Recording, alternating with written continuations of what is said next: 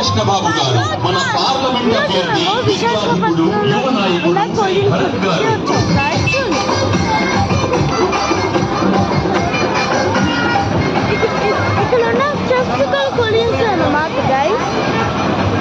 చూడండి గైస్, ఇక్కడ నెరటు ఉంది, సాస్కి ఉంది, అక్కడికి నెరటు సేచుకోండి, గ్రామ కూడా ఉంది ఇక్కడ.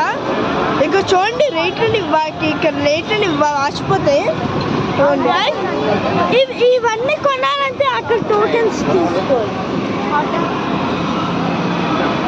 చూడండి ఎన్ని పడుతుంది గిన్నెలు. ఓకే ఇట్లండి, ఇప్పుడు మనం బ్యాక్ సైడ్ చూద్దాము.